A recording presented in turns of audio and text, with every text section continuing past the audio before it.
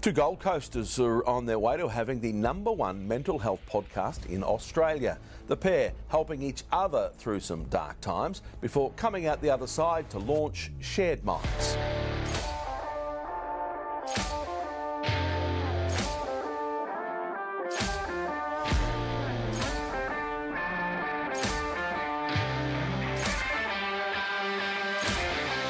All right, ladies and gentlemen, we have someone on today that we're both very excited about. Is he here yet? I'll go get the door. So just a quick rap sheet on our guest today. You were the fan favourite of Big Brother in season 4. Yeah, of course. You were the winner of that in 2004. Yep. Took home $1 million in prize money. Yep. Which, if my research serves me correctly, that was the biggest TV cash prize in Australia history at the time. Yeah, at the time, yep. That's crazy money for 2004. Especially for what I did. And then created one of the most iconic moments in the show's history by proposing to your partner immediately after you won. Yes, all correct. Well done. Then Thanks, see ya. good to see you. Thanks for coming, guys. Then transitioned into one of the Gold Coast's most recognisable names. We have Big Trev from 102.9 Hot Tomato. Hello, how you going? Welcome. Thank you. As Liam made See you later. Yeah, it's been great. Good chat. As Liam made the joke last week, we hope you're comfortable in front of a microphone. Yeah, you're good there. I've been doing this for quite some time now, so I'm all good. 20 years, isn't it? Yeah. 21 years. Yeah, it has been. Oh, how long have I been doing? Yeah, bits and pieces. I started in the promo team after Big Brother, and I did that for around about 15 years, and then I've been on air with Moira and Ben for around about 4 years now. So yeah, it's really, really good. It's great. Yeah. Yeah, especially when you got someone you can, who have been in the business for quite some time and know what they're doing. Mm-hmm. So I'm like the third wheel because Ben and Moira are just amazing. Yeah, you just turn up, have fun. Oh, that's it. You're the character that people tune in, and yeah, it's good fun. It's a good environment, hey. It felt like real good Yeah, when energy. you guys came in, it was just comfortable. Yeah. Like you came in and we sat down and had a chat. You shared about the podcast that you guys do, which was so interesting for us. And then I thought, yeah, cool, I'll pay it back. I'll come and have a chat to you guys. It's funny. It's like the same world, but the other side of the coin. Yes. Like it's radio is something that we have always been interested in. Yeah. Like always had some kind of fascination in. But like it's completely different world. Oh yeah, totally different because you got to worry about things that you say on there. You can't swear, and then like racial issues and politics and everything. So you just got to be careful of where you step and where you head into. So Scary to have an opinion, hey. Oh, it is sometimes scary. It's good to have a strong opinion and to back your opinion, but you've just got to be careful of who you're pissing off as well. So. Yeah. And I mean, like, everyone's free to their own opinions unless it's about Samsungs. Yeah. Then you're wrong. That's the real reason you're And that's the real reason. That's why we've got him here today. We're not interviewing you, bro. This is an interrogation. I'm not getting an iPhone. Ever. Liam, just want to check that's on. I have fucking... You haven't fucking... I always worry that memory, I don't turn it on. I always worry I don't turn them on. Yeah, no, you're good. That's sweet. I thought he was the one. It's rubbing off on me. It's I spreading. even watched you press it twice. I actually find, like, if I'm with somebody for, like, even my partner at the moment, I feel like she's picking up certain things. Yes. Or it's starting to come back at her a little bit, just getting a bit of false memory here and there. Yeah. Well, even you, like, because we did an episode, like, a few weeks ago, just doing, like, a recap of, like, how far Liam's come through his OCD. Yeah. And he was saying the best way to explain it to someone who hasn't done it was, like, the locked door. Do you want to tell Trevor the locked door? It's just like, once I was laying in bed with my ex at the time, she didn't understand how it worked. And Yeah. I was like, all right, well, we're just about to go to bed. And did you lock the front door? And she's like, yeah. And I was like, okay, are you sure? And she's like, yeah. And I said, yeah, but what if you haven't? She's like, yeah, but I'm pretty sure I have. I was like, yeah, but what if somebody breaks in and steals the dog or whatever? And you also said pretty sure, so now you're not certain. Yeah. And then she's like, oh, yeah. And then she's like, yeah, but I know I locked it. And I was like, yeah, but when you locked it, did you accidentally unlock it? And then she's like, We went back and forth a few times, and then she goes, "Fuck, go and look at it. Just go and check." But it's like if you're around somebody like that, and you just it's a good way to actually analyze, and give it an analogy because it's very similar to that. It's just like keeps chipping away so much that you just go, "I don't have any certainty here anymore." Well, I'm the same. I'm exactly the same. Like if everybody's gone to bed, and I yell out to my wife, "Have you locked everything?" Yes. And then I just go make sure. Yeah. And then you make sure, and then you get up in bed and I went, did I put the stick down? God damn it, and I have to get up and go do it again. Is the stove on? Yes, and make sure everything's off. And like you told us, you said before your wife said she had it. When my wife was growing up, because I explained to her what the condition was, and she goes, I suffered from that as well. I said, really? And she goes, yeah, when I was little, I had to go see someone about it, that I was telling myself something bad was going to happen, and I was always checking, like, you were talking on air before how you thought you picked someone up and threw them off a bridge. Yeah. And then you were sure in your head, and then you had to go check, oh, what if they fell under the bridge? And she said she suffered like some sort of condition like that as well, had to go see someone, and then slowly grew out of it. Right. Yeah, and I was like, oh, wow, that's so interesting. But as you explained about the door, rechecking everything, it's sort of like, well, people do that like now. Yeah. Like I just explained that I do that same thing as well. Yeah, I feel like everyone has it to some degree. Yeah, to some degree. Because when it's things you care about, you're obviously going to care a whole lot more. Yeah, and it's your family, so you go, check, man. Like this morning, I was going to leave the door unlocked, so the air was coming through, but my son was asleep, my wife was downstairs. I go, no, I'll lock that. And then I came back to make sure it was locked, and then got in the car and went, Jesus Christ. Yeah. So many times I'll pull out from here, drive off and go, oh, I can't remember seeing the roller door go down. But it's like instinctive, you push it every time. Fuck. Yeah. Guys, I'll just drive back quickly. Nah, cool. Well, mate, take us back to 2004. Yep. So, like, you told us that you auditioned for Big Brother twice. Yeah, so what was the catalyst that made you go, I'm going to do that? I wrote a to-do list. So I moved up here in 2001, and I was sitting in my unit in Balinga. And we just moved in. I was sitting on the ground. We had no electricity at the time. My wife was working in Twin Towns, and I thought, there's a pen and paper. I write maybe 18 or 20 things I wanted to do in my life. So I wrote to audition for Big Brother in 2003, and kept writing stuff like have a family, buy a house, and also to win $1 million. And that was on... Wow. That was number 18. I was trying to find it this morning so I could bring it in because it's all faded and ripped away now. But then tried out for Big Brother, nearly got in. I was on the standby list for Big Brother Reggie's year that she won. Yep. And I was we were in Coolangatta at a cafe when they rang us up and said, you're on the standby list. And it was my wife's birthday. And she just broke down in tears. I said, I'm not going, I'm just on the standby list. Yeah. So if someone didn't get on or someone got kicked off. Or had to be pulled out last minute or something. Yeah, I was next in to go. It didn't eventuate, and I said, bugger it, I'll try again. 2004, tried again, and then got on. Yeah, right. And they remembered all my videos from the previous year. So you skipped a lot of the process in auditioning? Oh, not really. I still went and did all the auditions. Yeah. Like the first time in 2003, went to the auditions in Brisbane, only because we're living in Balinga, which is in Queensland. And then we moved across the border to Benora Point. Yeah. I tried it again, but I had a New South Wales address. So I had to fly to Sydney. So instead of just going to Brisbane and driving an hour, I had to fly to Sydney. And then they found out that I'd flown over there and knew that I was only like so far away. Over. Yeah. And they went, oh, cool, we'll pay for your ticket. Nice. No, you don't have to do that. But so do it anyway. Yeah. But send them here. They paid for my car hire and my flight over. And they reimbursed us. And I thought that was a bit weird. And then I rang my wife, Bria, or girlfriend at the time, Bria, and I went, they just paid for everything. She goes, oh, if they're paying for everything. They're keen. They're keen as. And I was like, no, they can't be. She goes, they just pay. They're not going to pay for everybody's flight. Yeah. I went, oh, that's maybe a good sign. Did the audition in Sydney. And then when you leave, there was like, Jesus, over 100 of us there. As you leave, you're not allowed to talk to anybody. Head down, walk. So I walked down into the train, got on the train.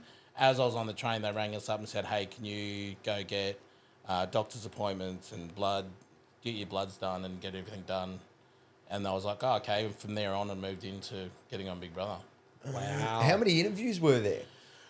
There was probably a few when we were doing the audition, maybe 2. And then there was just massive group activities, huge. Yeah, because I haven't said on here before, but I got to like the 3rd or the 4th round of... Oh, did you? Yeah. Oh, wow. And then this year, And I got to up in Brisbane and I walked in and there was like all the producers sitting there with a big camera. Yeah. And I was like, this is fucking heavy. So intimidating. Yes. And they said you like four individual people said to you before you got in that. Now just be wary. Like it's heavy. Yeah, because when I got there, I was like 20 minutes early and I was getting to park whatever and I was there and she texted me and she was like, you can come in now, like we're running early. And I'm like, all right. So I went up and then she grabbed me and she goes, I just want to let you know these producers are not going to give you anything. Yeah. Like they're not going to tell you if you're doing well, they're going to sit there probably looking pretty blank. Yeah. And I was like, all right.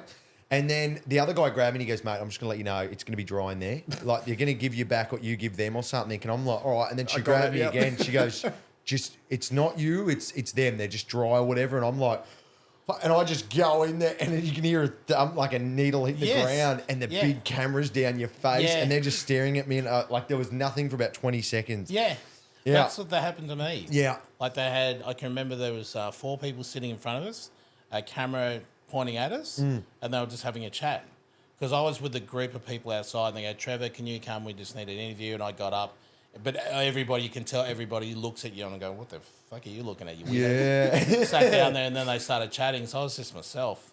See, if you're yourself when you're sitting in front of them, that's what they want to see. Yeah. If you start putting it on the show, they'll just tell you to nick off. Yeah, because I felt like my first interview was really funny. The second one was like, all right. And then that one I was like, it was like hard to try and make them laugh and have fun with it. Like I still managed to get them to laugh and stuff. But it was real hard in there. Yeah. And then the big lights were on my face. But that's the whole thing. Like you can test. naturally just make people laugh. If you were just yourself and not tried to make them laugh, then they would have just like, okay, cool, he's not trying. Yeah. So I didn't try to make anybody laugh or impress anybody.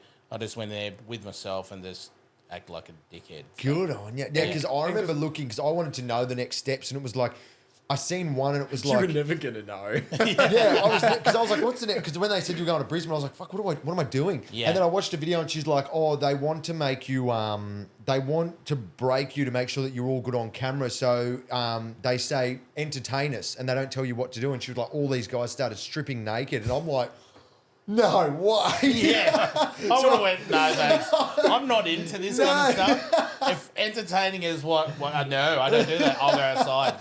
I'm sitting there thinking, like, I'm trying to think of like a comedy stand-up. Yeah. I'm not getting naked, eh? This guy's doing the helicopter with his dick. I'm like, what are you doing? They're going, now you might not fit Big Brother, but we've got another thing we can put you No, in. thanks. Naked and afraid or something. We're going to put you in this box and you're nude. Holy hell. So when you got told you were going on this show, like, do you have any time to prep, or is it like all It was day like a before? phone call, see you tomorrow. No, I was working at Suprema, the furniture store in Tweed, and I can exactly remember what happened. I was taking a box off, and then my phone rang, it was in my pocket. I said, hello, hey, this is such and such for Big Brother. I went, yeah, just excuse me for a minute. Put it on mute, went, holy shit. Dropped this box and then sprinted out. See you, fuckers. I sprinted out and they said, hey, we really want you on the show. Can you go on the show? And I said, yeah, fine. And then my wife picked You're me like, up. I'll think about it. Yeah. I was like, yes. I drew an eye on my hand because I only told one person at work. Yep. And then walked up to him and he was on the phone. He was a salesman. His name was JP. I opened up my hand. It was just an eye, like I drew an eye of Big Brother. And that's like the Big Brother logo. Yeah, your logo. Yeah. And then he looked at it and he's on the phone. He goes, what the... And he goes, wait there. I went, nah. And I walked off and it's like, yes, sir. Yes, of course. And he's doing this. It's out of stock. It's out of stock. Yeah. Everything's off. Fire sale.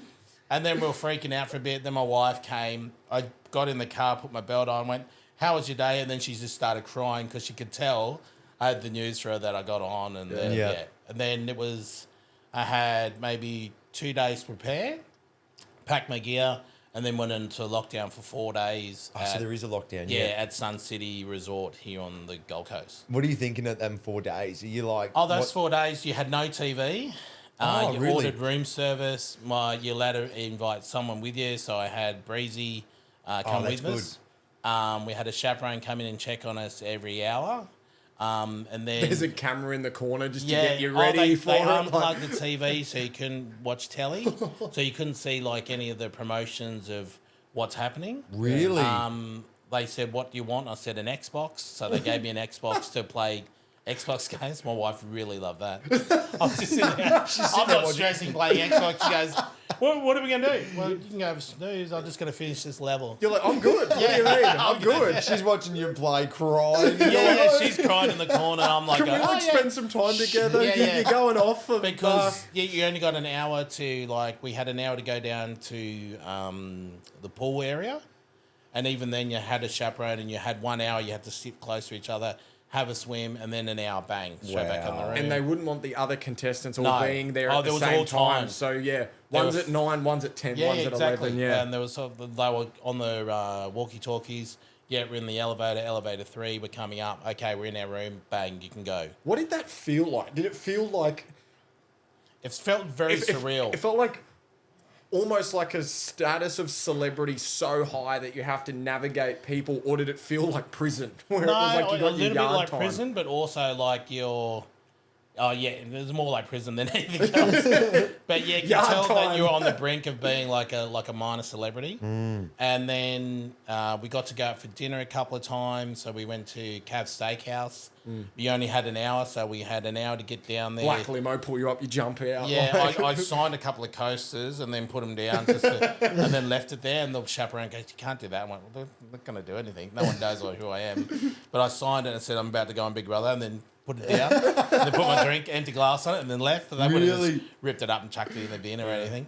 But yeah, and then when the time came when I had to go on, it was next level, like super secrecy. Like we got the elevator all the way down to the bottom. All the windows were blacked out. We got into in the car. hotel. Oh, like in the car. Yeah. So you got into the car. The car is literally sitting out front of the doors of the elevator.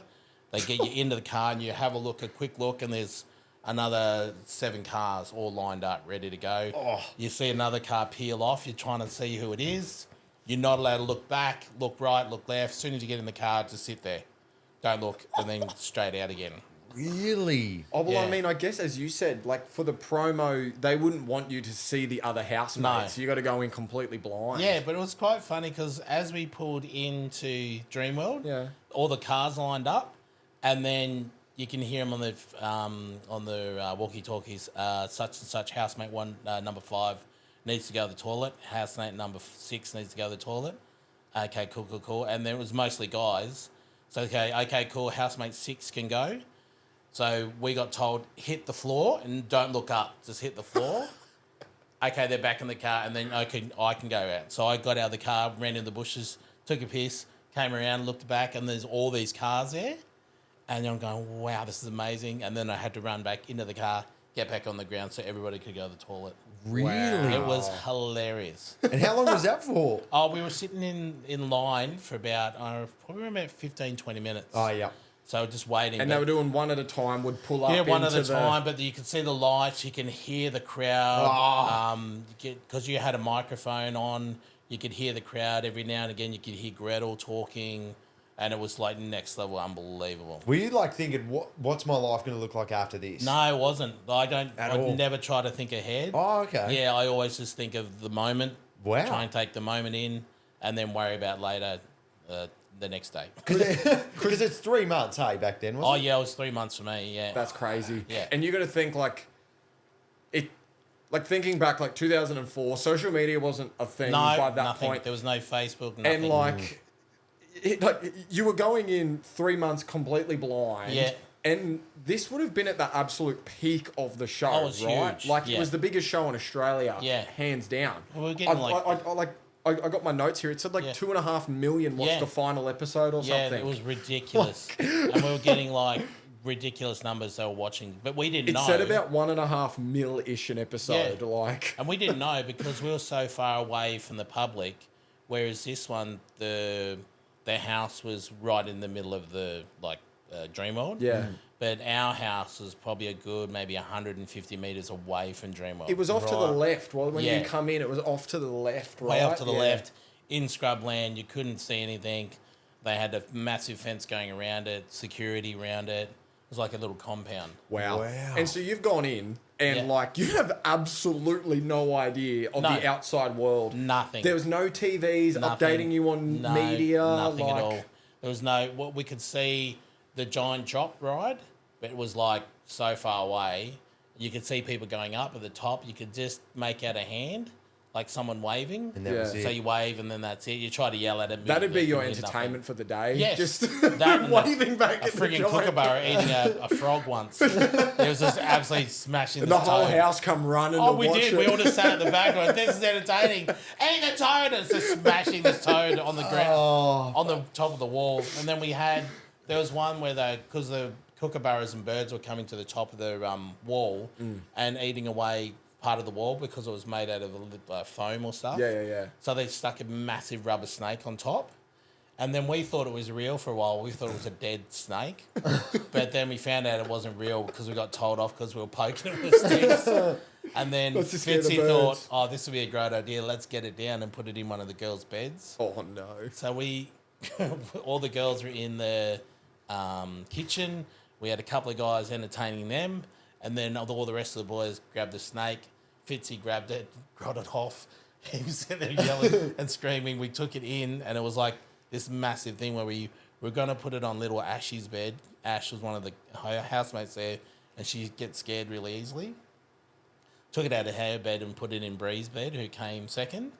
And the reaction, they filmed it all, and we just lost it. She shit her pants. It was like the best experience. And I think that's why our season was so successful, because we were all taking the piss out of each other with like a family and having fun. And then, it was really good.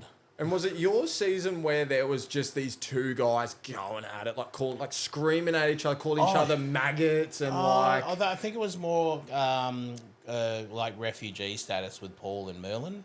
Merlin was the guy that came off with a tape on his mouth and didn't want to speak. I watched that not long ago. Yeah. So Merls came out, made a massive statement about refugees and didn't speak for the whole interview. That's right. It was yeah. huge. It was massive. And the chick hosting it did real well. Gretel did amazing. Like, she's like one of the best hosts Yeah. you can ever come across. I think she's on Traitors this year. So she's going to do really well on that as well. Yeah. Did you plan on going on TV ever, doing any of that?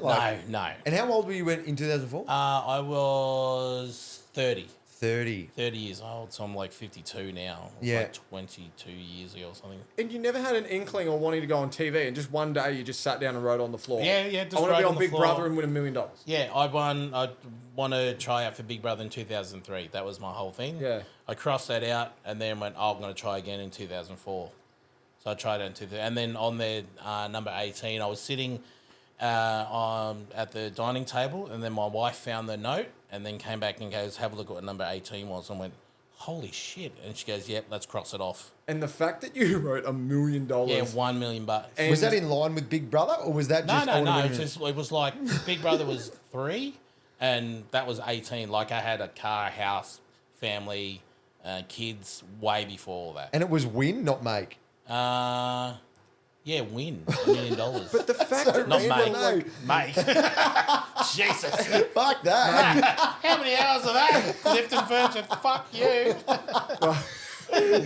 but like, even as we said, $1 million at the time was the biggest cash Oh, it's prize in huge. history. And we didn't know about it either. Like, Because to win to win Big Brother was only $250K, and was only told that it was the biggest secret. That was the whole thing for 2004 Big Brother. You're kidding. There's a secret, and then they only revealed the secret after we were all in the house. And you had no idea? No idea. Oh, so when you won, you didn't know? Oh, we didn't know until I think it was 70 odd days, maybe 78 days into the house. So you got about 2 Wow. weeks left. Was Yeah. there any point in there where you went, I could fucking win this? No. None. No, because the people that I was left with were like, I thought were the superstars: Fitzy, Bree, Paul, and Kat. Right. We were the last 5, and I was like, going, Jesus Christ, there's no way I'm going to win this. but then that's the other part about you have no idea in the outside world. You had no idea you were the fan favourite the No, whole we had time. no You didn't know idea. if anyone liked you. The only time hated we you. knew that people liked us when Gretel came onto the screen, and you could see a quick glimpse of the crowd, and there was this massive sign of Big Trev sitting on there. I was like, Like, that's me. oh, someone likes me. And then I was thinking, it's probably my mum. Yeah. Can't be it's mum, she Brie. doesn't know how to spell. You just go, it's Brie. So jumping forward then, so the final episode where they've done like the winners and the announcing the winners, because it was it 3 that end up at the end, or is only it 2 of us at the end? Yeah. Getting there, and like I saw the thing where you pull up and you jump out of the car and everyone's screaming your name. What did that feel like? It was next level. Just it's so exciting, but so like surreal. Like as I said before, I don't look to the next day. I just live the moment. Mm-hmm. So I was living that moment, going, "What the hell?" And I was just listening to the crowd, and I could hear my name. And my mates were calling out, but I just couldn't comprehend. And I was like... There's noises like... Yeah, and I was like grabbing hands and high-fiving. Walked down this plank, just sitting there, and everybody just screaming out. There's people with placards with my face and Bree's face on one side of the placard, just shaking about, and it was just full on. It was so full on. And at that point, you're like, I could win? Yeah, I'm a good chance here. You were never 50-50. concerned with it? No, I was like a 50-50 chance. Yeah. Because I didn't know what the odds were or whatever, so... How's the heart rate? Like, are you sitting there going, fuck? And they drag it out, don't they? Like, they take their time to... Yeah, my heart rate kicked up a notch when I got down on one knee and asked Brad, because I had a poem that I practiced in the house that I said very to her. well done. And then that's when my friggin' blood pressure went up. So, wow. Yeah. So so you proposed right after you were announced as the winner. Were you always gonna propose, or it was like only if I win? No. I was going to propose 2 weeks in or whatever. I told the guys, "Hey, is it all right if I propose to Bria when I come out?" Because you might come out first or second. I said, "I don't care. Can I do that?" And they went, "Yeah, of course you can." What about the ring? Wow. Did you have to like source that before you went in? No, we had a Christmas in July. Where there was only 4 of us left, and family members sent in like gifts for us. So you said that in your poem. You sent something to me. And then Paul got some biscuits and some drawings from his 2 kids. And then Fitzy got, I can't remember what Fitzy got. I had just a ring that Bria brought in, but it was her grandmother's ring that she sent in. And I didn't think about it. I went, I could just use this at the end to propose, but I wasn't comprehending that. Yeah. And chocolates, and we just got all different things. So it was really, really cool. And then at the end, I had the ring, and then the producer said, "Can we use that ring for when you propose?" I was like, "Sweet, yeah, that'd be awesome." Great idea. Yeah, yeah, that'd be great. So I gave that to them. They found a box, put it in there, and then gave it back to us. And then bang, and then I proposed. Wow. I just love like when like Brie comes up and then you watch the host, I can't remember what her name was.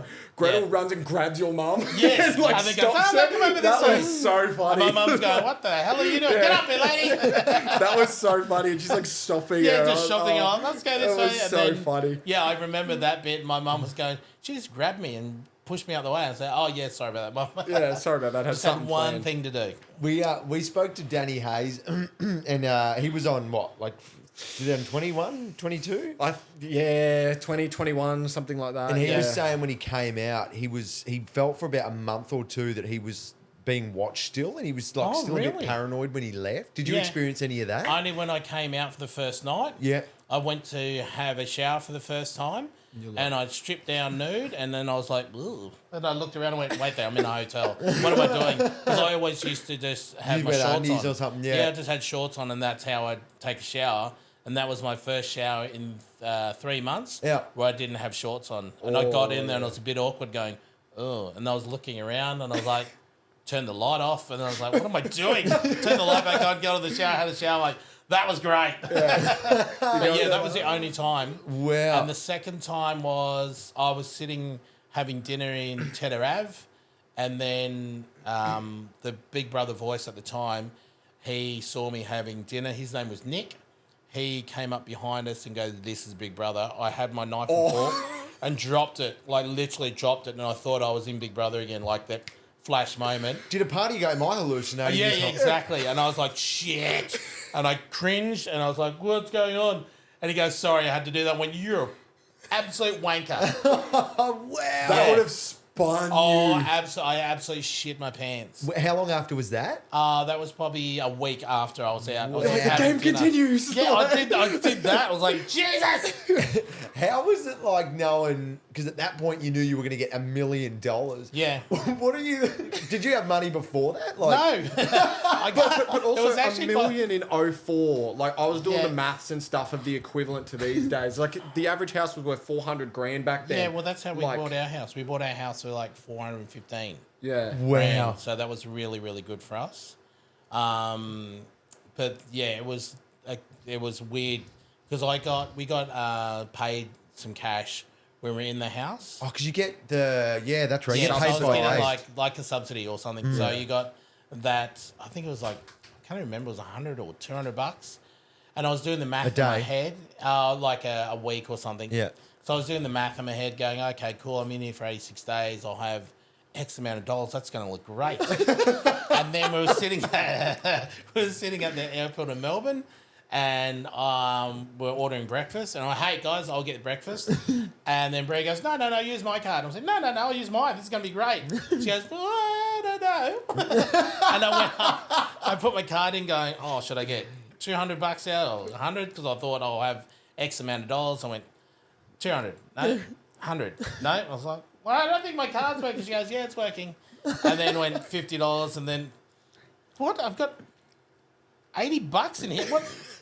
And then I looked at her and she goes, well, we did have to pay rent. And I was like, holy shit, you used our money. She goes, yes, our money.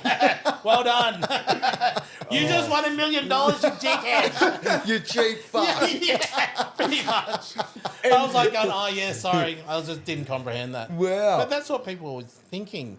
Like, they thought I got ripped off because in our year, which was really good, whoever came out, they got a car, a watch, a holiday, and a mobile phone. After winning. Yeah, no, after they came out. So the first person Just got a the- general contestant. Yeah, general contestant got a car, and then such and such. And then they asked me, did you get a car? And I went, no. Oh, you got ripped off. I went, no, I didn't actually. I got $1 million. Yeah, I won the show. And you think, oh, yeah, but can buy you 50 should get a cars. car. And I went, no, I shouldn't. I should get none of that. I've got 4 times what everyone else. Yeah, I was like, yeah, what are you talking about, you twit?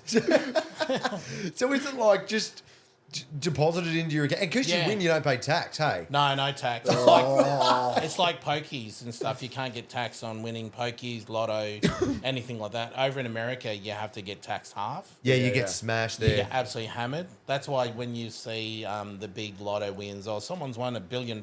Yeah, they've won 500 million. Yeah. Yeah. Whereas here, you don't get taxed because it's like a winning. So Wow. it's like if they did that, then people at the races and whatever, they get taxed everything. Yeah, Nah. the gambling would go down. Yeah. You go to the bank and get like a printout of your statement, and you're like, Yeah, I've still got the Nice. printout of my first statement. Wow. At home somewhere. $1,080,000. Yeah. Like, Well,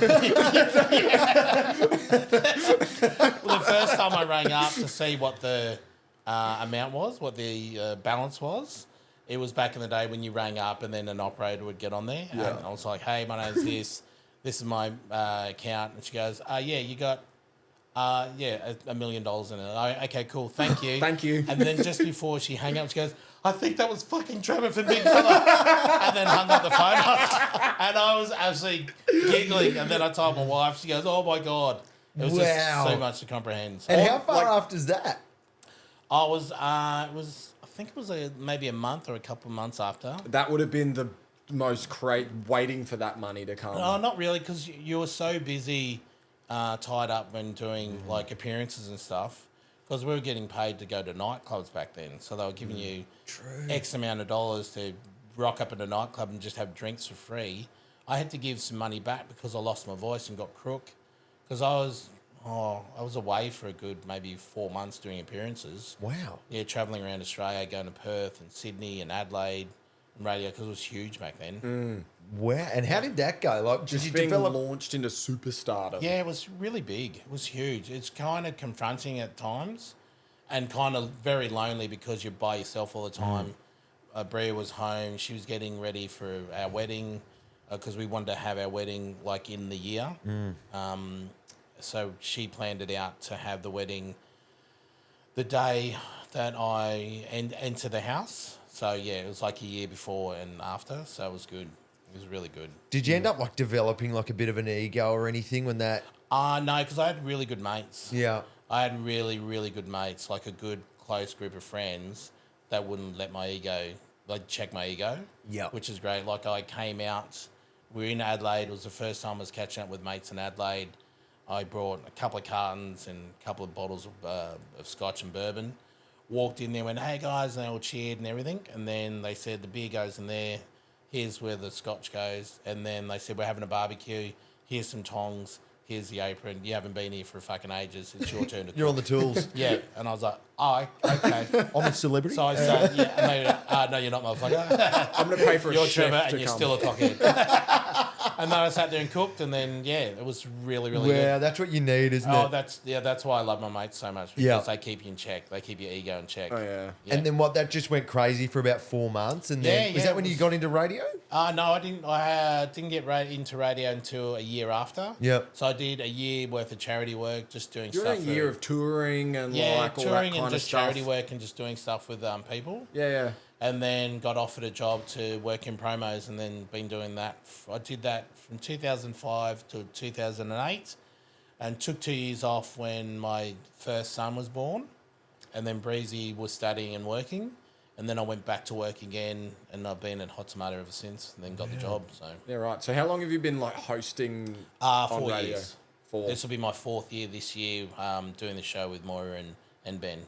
Yeah. Yeah. I know you never looked in the future, but did any part of you just before Big Brother or when you were a kid just think, what's my life going to look like? Yeah, I did when I was little, and then my mate, where his name's Todd's, he had an esky, and we wrote, because he's Italian, he wrote Wog Boy and then Black Man on there, and then that was the esky, and we just signed it, and people had a party, and then I wrote Remember Me When I'm Famous.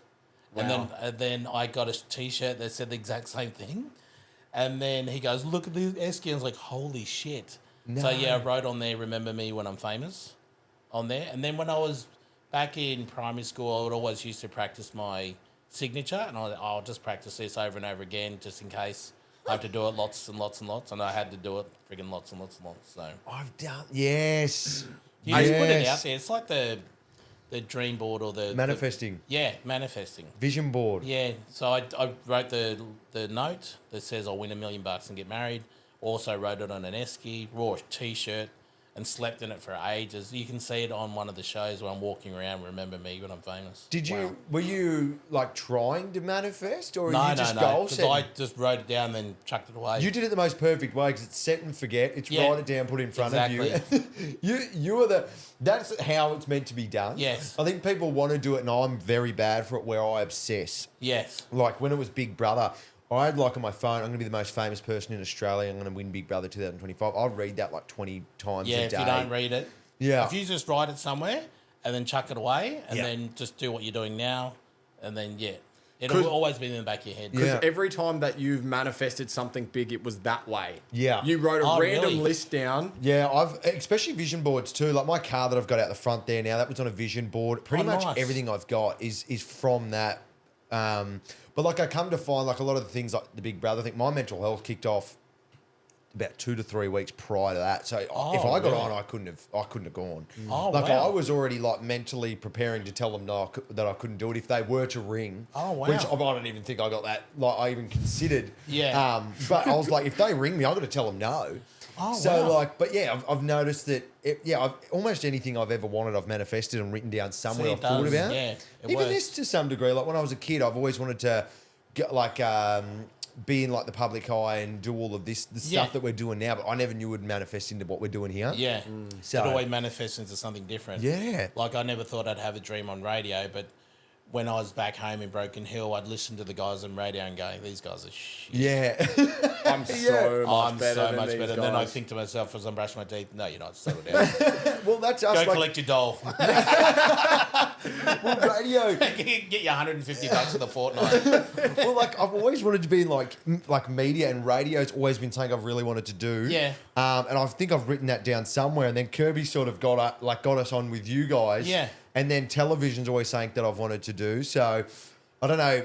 like getting onto the radio, I was like, oh, this is sort of like a moment where I've sort of like manifested this for a long time, and it comes in different ways. I can see you doing that, but I can also see you not enjoying it because you confined to this one little space all the time. Yeah. And you two are the sort of the guys that like to get out amongst it as well. Yeah. So being enclosed in a little like studio will like play with your head a little bit more. Oh, we could be doing so much more out there. And only having so much time as well. Yeah, so you got a time, you got 3 till 7 or bloody 5 till 8 to do something, and there's so much more to do. Where you guys are like accomplishing a lot more being out there amongst the people and seeing everything out there and getting sunlight. Yeah. We'd never get sunlight. This tan is all spray. It's all fake tan. Fake tan, no, not even real. This is not real.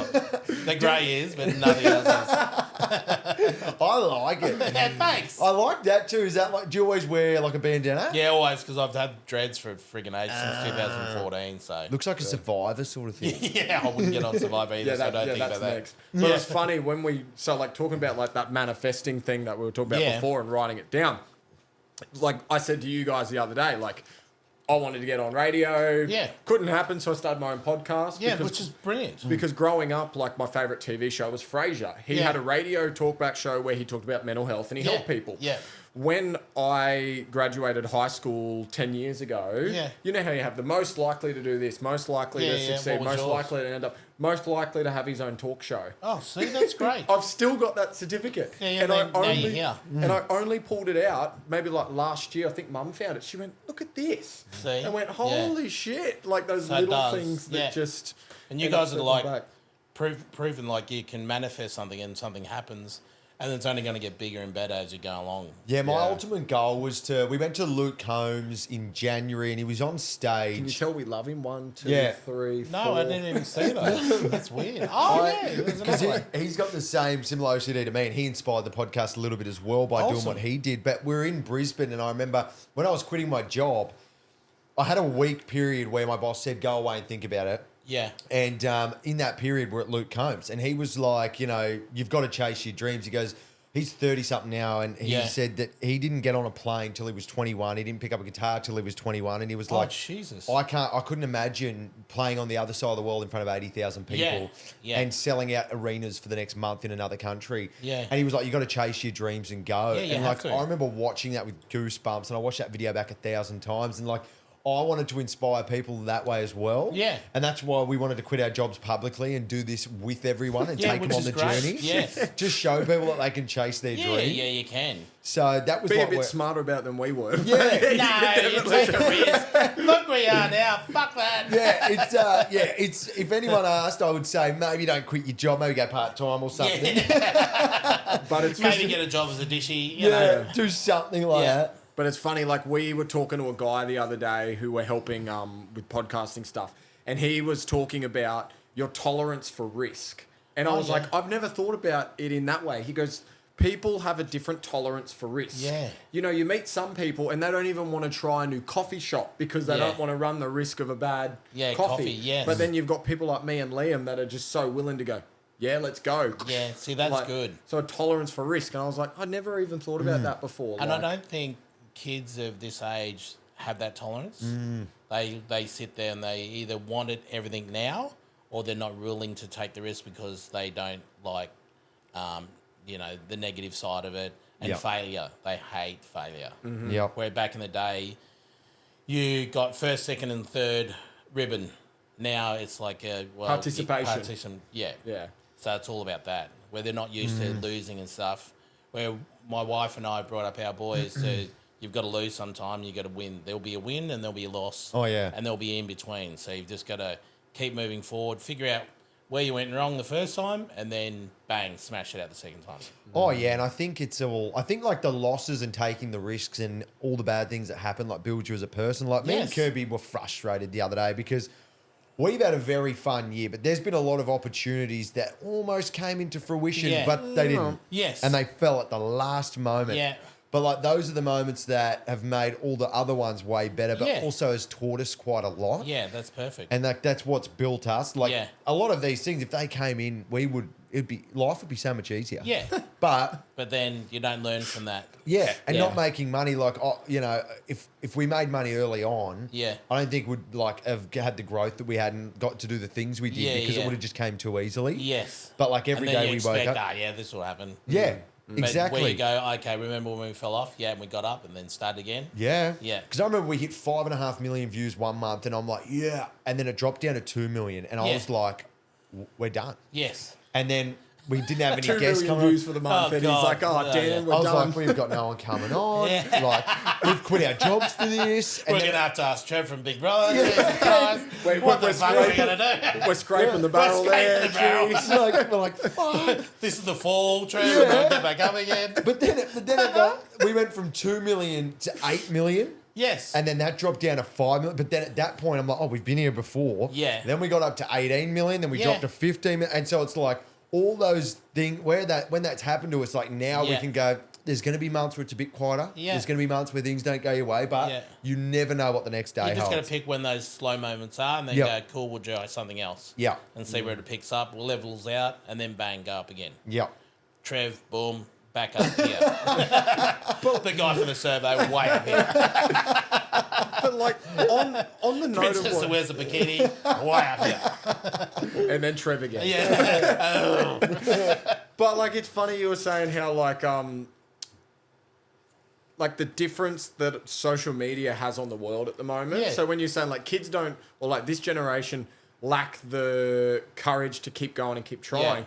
I always tie it back to, I think the number one thing is the social media. Yeah. Because they're comparing themselves to everyone else. Yeah. They're seeing everyone else doing all of these crazy things and Yeah. making us, and then they want that, but then they don't know that the guy that's there has actually failed a million Yeah, times to get to that there, point. yes. And Where they just want it now. yeah, Yeah. and that's what like I was thinking about like before you come on, and I was like, imagine if social media was as big as it was now back when you went on. Yeah, it was huge. Like we had a guy who was on The Bachelorette one year. He was Yeah. the favorite of The Bachelor. I don't know if you remember like Apollo Jackson. He was Oh, the yeah, magician Apollo the guy. magician, yeah. Yeah.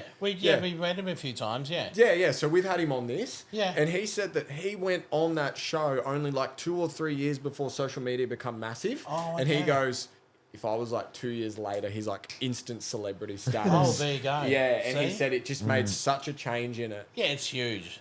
Once Like social everything. media kicked in, it's just massive. Yeah, we've talked about it a little bit though, because there's so many famous people now that like famous people aren't famous. And Yeah. if they're famous, they're really famous. Yes. It's this weird thing. Yeah. Especially on the Gold Coast, because like a lot of people with a lot of followers, like Yeah, it's there's not. It's kind of heaps. weird. They're like famous, but they're not. But they're Yeah. I not just like see him and go, I know that guy. Yeah. Yeah. Yeah, I see him on social media. He's an influencer, or he's this, or he's got a podcast, or they had their 15 seconds of fame on Yeah. Big Brother. But then, yeah, they're always different. And people have to remind you why they all show you. And you're, oh, cool, that's where I know that guy from. Yeah. But yeah, it is a different level of, like, famous. Yeah, massive. When when you, I want to go back to the radio thing 'cause it's quite interesting. How did you get into that? Because back then, that's when radio was huge. Well, I It was still only- is actually. I looked it up the Yeah, other day. It's it's still pretty Numbers big. are big. It's just that, yeah, no, I was sitting at a game, watching like a league game, and then someone from the radio said, hey, are you doing anything? I said, no. I said, well, they're looking for people for promotions. Do you want to come work with them? And that's just lifting stuff and setting up, and, you know, and I really enjoyed going out and seeing the people, handing out free stuff. I just drove around a car for... So that was 15 going to like... that's so, what I do. So Yeah. it'd be like... So was it like promotions as like... So you know how yesterday you were at like Wet and Wild? Was Yeah. it that kind of stuff? Like you'd go to Wet and Wild earlier, set everything Yeah, up, just kind set of hang everything up. around. And then when the crew came on, you clear up all their shit, and then you pack down, say goodbye to them, and then you pack down, take it all back to the studio. You and would have then been more finish. popular than the radio hosts at that Oh, point. it was great. It was huge. But I enjoyed doing that. I didn't enjoy because I suffered from, what's it called, imposter syndrome, where I shouldn't be there. Yeah. And I still suffer it from a little bit. Like, Really? when they asked me to do MC work, I go, nah, I'm all good. If Moira Really? and Ben can do that, I'll sit in the background. Because I, with crowds, I'm just absolutely nervous. But behind a microphone, I'm fine. Wow. Yeah. Which is funny because then when you think translating that onto Big Brother, you did so well because you weren't in front of anyone. No, I was just in front of people and then just having a bit of fun. and enjoying myself. Forgot about the cameras, just absolutely being a dickhead and just enjoying. Just being yourself. Yeah, just being myself, and that's why I think it works so well. I always find it funny, the people with imposter syndrome are always the ones that don't need to have it. Like, you went through 3 months on the TV show. Yeah. And you're obviously a great person. Yeah. And, like, everyone just loved you. Turn them cameras off. Absolute cockhead. But, like, you know, there's no reason for you to feel that, but that's why you have it. Oh, yeah, I've always had that. Yeah. Where I shouldn't be there. Like, it came with sport as well. I shouldn't be getting this trophy for scoring X amount of goals because there's a lot of other people that do a lot more hard work. Or I shouldn't be on the radio because there's a lot of people. That's why when I came off of Big Brother, I got offered a gig at one of the big radio stations in Brizzy. And they said, we can get you on here and do some breakfast and stuff. I said, nah, I'd rather start down below, being the shit kicker and then working my way up there. I don't deserve to be this because there's other people who have been there before us that need that and have done more stuff than I should. That's really good of you. I hate jumping the line. Even when I came out of Big Brother and we were all lining up to get into clubs at surfers, I was saying, come in here. You can come in first. You're famous. I'm like, nah, mate, I'm standing here. I'm waiting. And then one of the owners come out and absolutely obliterated me. Don't make me look like a dickhead again. Get in here and have some drinks. I'm like, oh. Okay. And you will have fun. He had these massive bouncers. They literally picked me up and dropped me, and I was like, God damn! Abduction. Yeah. Just let him be gentle. But yeah, I hate jumping the line. I just like sitting in line and then take my time in there. 99.9% of everybody else would have just taken that breakfast radio job. Yeah, but I hate doing that kind of stuff. Good on you, because I think that's because it's a tough industry to get into. Yeah, Cause, any industry is tough. Like, but trying to get a leg up just because you're famous for like a second shouldn't give you the right to jump the line and then get in someone who's gone away and done all the shit jobs out in country, New South Wales. You know, had to leave their family and like start from the get go, and then I don't do that. Yeah, because that's what we heard getting into radio. That's a good reflection of your character. Well, I was real keen to get into radio like at the start of the year, and I was really trying to work it out. And then some lady from Nova was like, "Look, you've got to do your time out in like a country town." You have to. Yeah. And I was like, "I don't like the country. I like country music. It's too hot. I moved away from the country. I'm too pretty. No, too pretty to be a farmer. too much thinking out there. I've got a disorder. No, It's too slow. I couldn't do it. Yeah. We went to I think a couple of weeks later, we went out to Warwick to go to a hike. I'm in the country going, this isn't me, eh? You guys hike. What are you going to do? There's a bike over here. I'm out of here. And I'm going that way, down the hill. Which way's home? Yeah. The Gold Coast? Yeah, and that's the whole thing you have to do. You have to go out west and do all the other little shit jobs before you move up. Mm-hmm.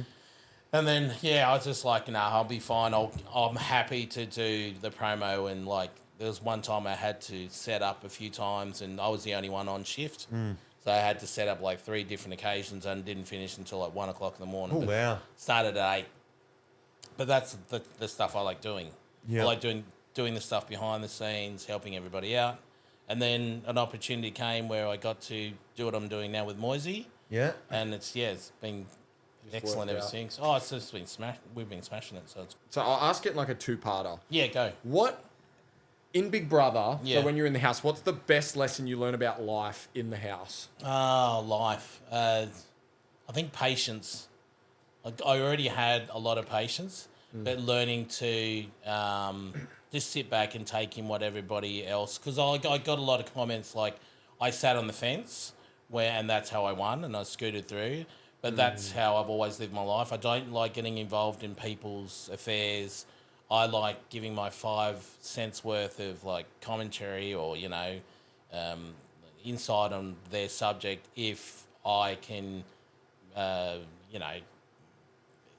normalise it or make sure that I know what I'm talking about so I don't look stupid. So I used to sit back and I'm a good listener. I like taking it all in.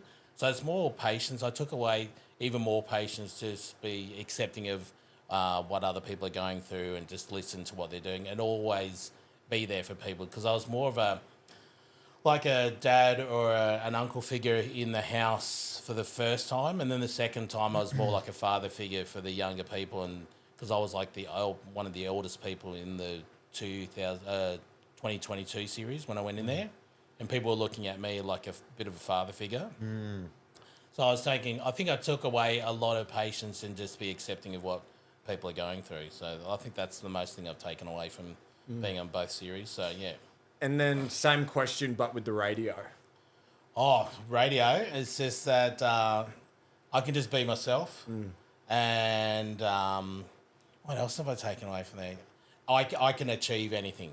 Like I said, I suffer from imposter syndrome where I shouldn't be there.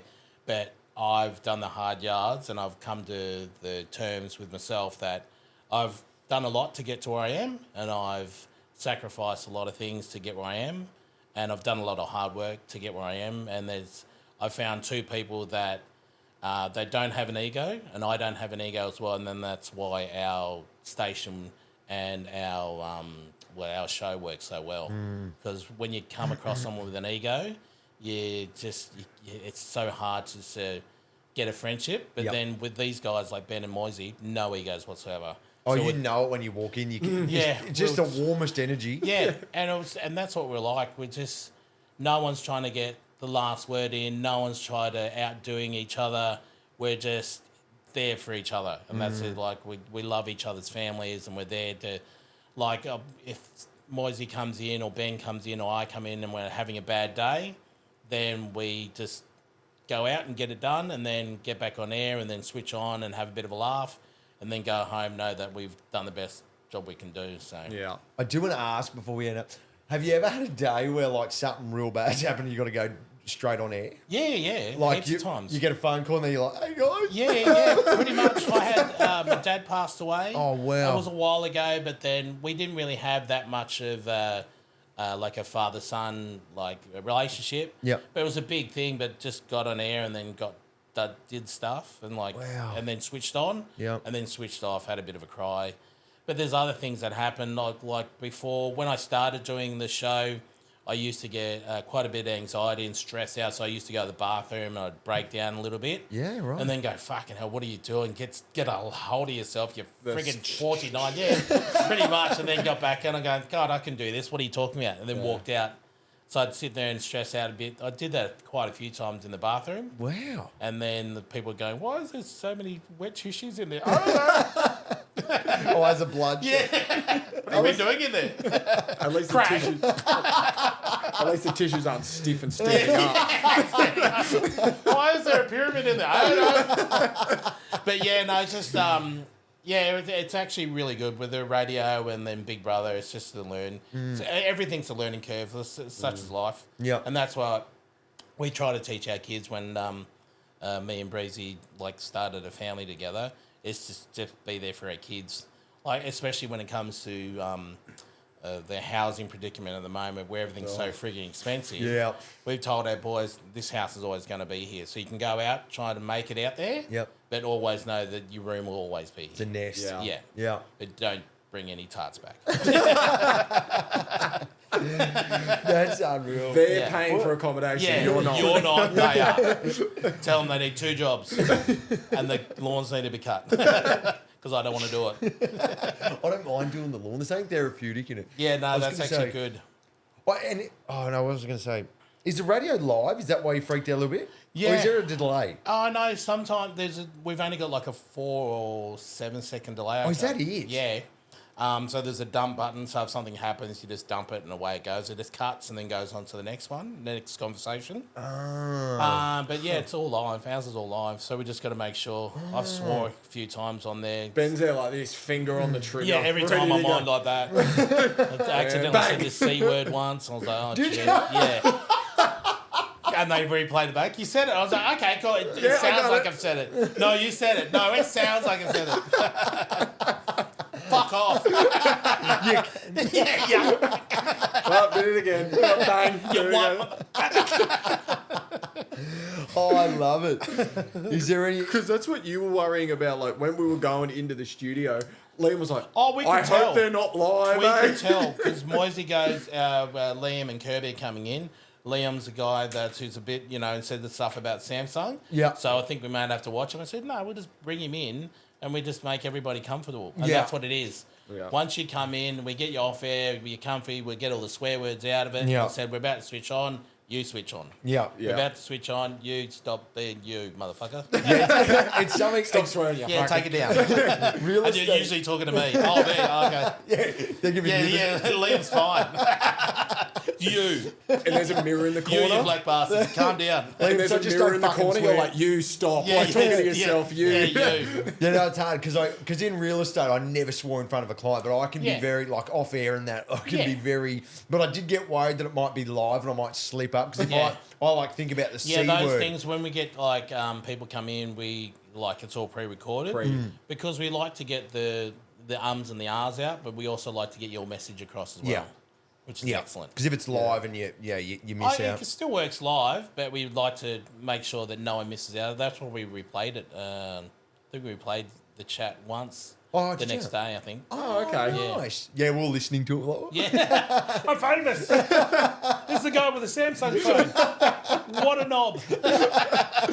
Oh, it was so funny hearing it. Oh, I'm as soon like- as I saw it, I was like, God. And then they went, you rang up and they said, oh, yeah. And then I posted it. I went, no, I'm posting that because I look like a knob. And then Kirby's- someone came back to us and said, oh, it's good that you reposted. I said, mate, it was my bad. So, yeah, Kirby's cousin or something sent it, and then Kirby's like, "I'm going to put up a story," which is great, which is awesome. A lot of people, because you guys came in and saw the joke in it. We saw the joke in it. Yeah. But Oh, yeah. also, but then you'll get other people that are just get their bloody roll up. And Oh yeah, it was hard because we wanted it to be clearly a joke, but we're Yes. like, oh, we don't want them to take it the wrong way. But No. like, if they look at the page, they'll understand we just have fun, yeah, like we're Oh, it joking. was so good. But we got worried you might read it and be like, thinking we're actually angry. Yeah, no, it was fine. And we like when something like that happens, we get people in so we can have a chat and take the piss out of each other.